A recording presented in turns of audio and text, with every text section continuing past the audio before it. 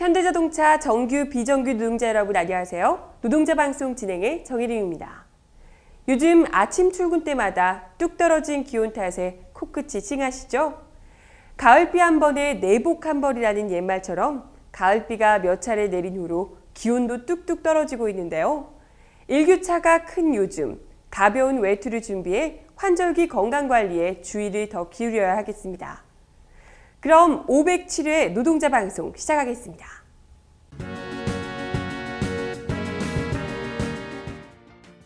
지난 11일 5대 지부장 선거를 위한 중앙선관위 개소식이 진행됐습니다. 자세한 소식 잠시 후에 전해드리겠습니다.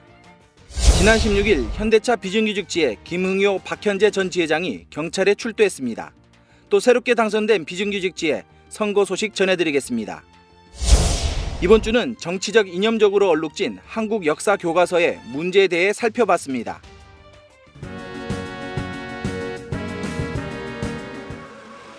지난 11일 5대 지부장 선거를 위한 중앙선관위 사무소 개소식이 있었습니다.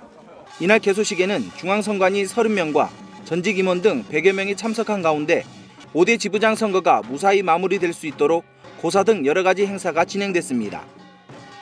개소식에서 하홍건 선관위원장은 이번 선거가 엄중 중립, 공명선거, 정책선거가 될 수 있도록 조합원 및 후보자 모두가 노력해 줄 것을 당부했습니다. 선관위 사무소는 구 금골 체력 증진실에 위치해 있으며 사내 전화는 2644번입니다. 조합원 동지들의 많은 관심과 적극적인 성원을 당부드립니다.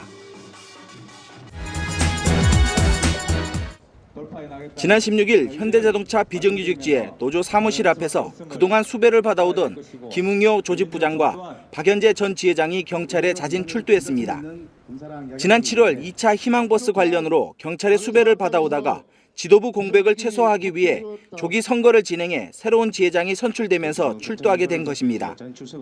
이들은 이날 기자회견에서 사측이 불법 파견 판정 이후에도 법을 지키지 않는 행태를 비판하며 불법 파견 투쟁을 마무리하지 못한 아쉬움을 뒤로하고 새로 구성된 비정규직지에 김성욱 지회장이 다시 투쟁을 조직해 주길 바란다고 당부했습니다. 한편 지난 4일부터 12일까지 비정규직지의 지회장 선거를 진행해 지난 14일 투표에서 단독 후보로 출마한 사무국장의 정희동, 수석 부지회장의 이진환 동지와 지회장의 김성욱 후보조가 92.49%의 찬성률로 당선됐습니다. 앞으로 비정규직의 정규직화를 위해 많은 활동 기대하겠습니다. 10년의 성과를 신규 채용으로 받아들일 수는 없습니다. 그래서 반드시 올해는 현장의 동지들을 믿고 신규 채용이 아닌 정규직 전환으로 쟁취할 수 있도록 끝까지 한번 해보겠습니다. 도전!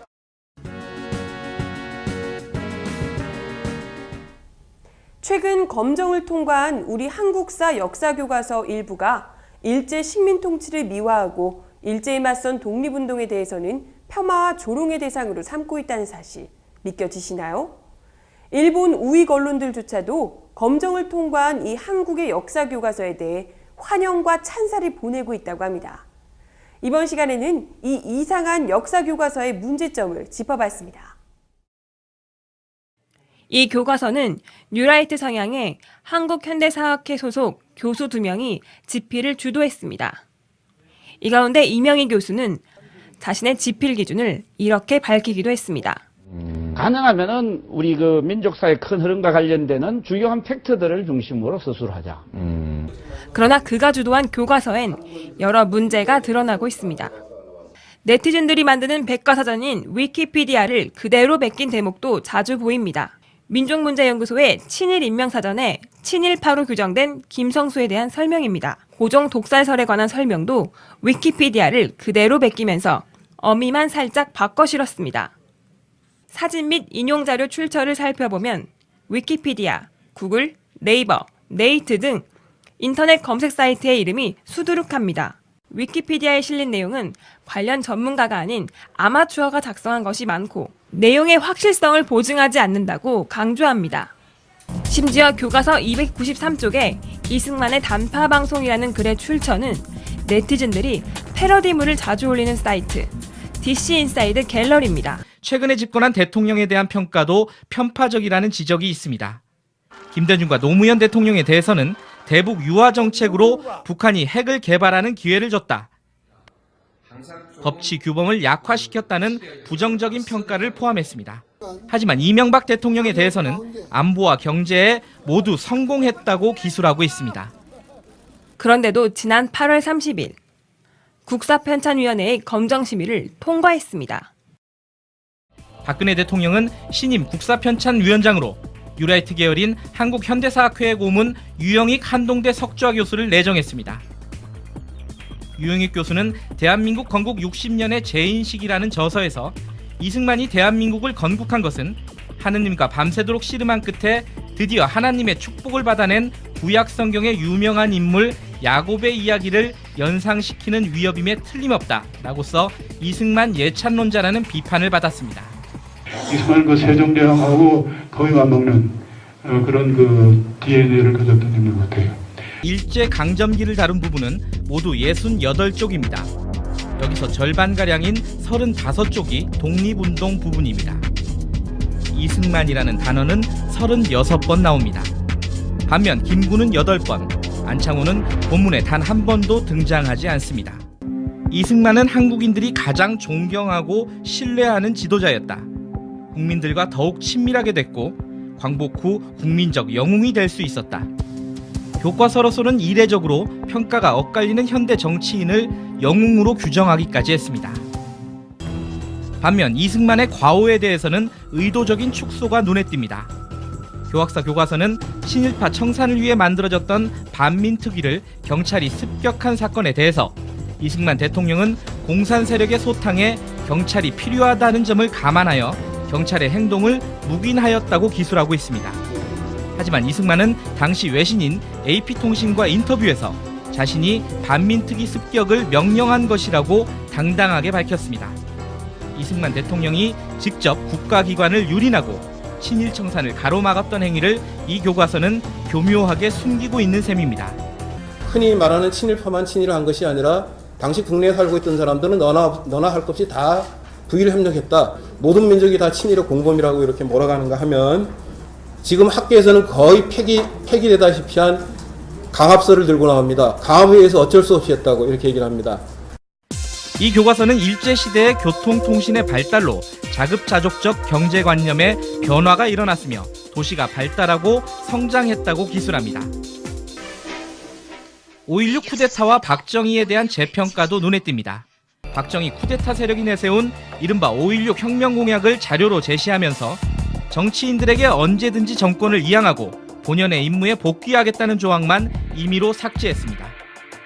5.16 쿠데타를 윤보선 당시 대통령이 인정했고 육사 생도가 지지 시위를 했으며 미국도 곧바로 인정했다고 써 쿠데타의 정당성을 부여하고 있습니다. 육사 생도들은 전두환 씨가 시켜가지고 지지 성명 내라고 그랬습니다. 국민들이 명령에 죽고 사는데 육사 행동이 지지 시위 안 하면 어떡합니까? 그 미국이 적극적으로 인정했다고 그러는데요. 미국은 적극적으로 진압 계획을 세웠습니다. 당시에. 4.3 사건에 대해서는 군경의 양민 학살에 대해서는 먼저 언급하지 않고 경찰과 우익 인사의 희생을 일방적으로 강조하고 있습니다. 특별법에서 규정된 4.3 사건의 개념과 정면으로 배치되는 내용입니다. 5.18에 대해서도 시민군이 도청을 점거한 뒤 계엄군이 투입됐다는 식으로 처리하고 있습니다. 이번 교학사의 한국사 교과서 검정과 심의 과정은 어땠을까? 연구 과정, 검정 과정, 그리고 최종 감수 과정입니다. 이번 검정 과정에는 최종 감수 과정이 전혀 이루어지지 않은 것으로 확인됐습니다. 감수 과정이 사실 좀 빠져들었어요. 예산이 없어 최종 검수 과정을 아예 없앴다는 이야기입니다. 현 정권은 유독 역사 교육의 중요성을 강조합니다. 한국사가 수능 필수 과목에 들어갔습니다. 집권 여당 실세의 주도로 대규모 역사교실 모임이 만들어졌습니다. 이 와중에 편파적이고 오류투성이의 한국사 교과서가 검정을 통과했습니다. 학생들은 이 교과서로 수능 공부를 해야 할 상황에 처할지도 모릅니다. 교육은 백년지 대계라 하지만 현실은 거꾸로 가고 있습니다.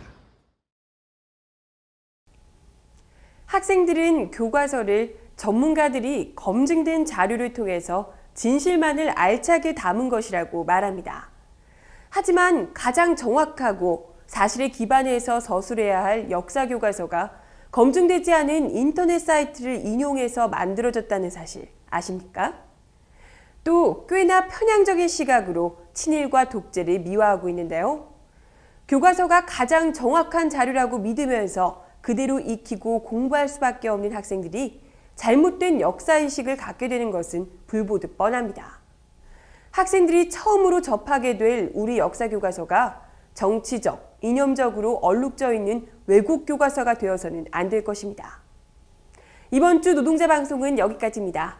시청 소감이나 궁금한 점은 현자지부 홈페이지 또는 스마트폰 플레이스토어에서 현대자동차 지부 어플을 다운받아 이용해주세요. 그럼 다음 시간까지 안녕히 계세요.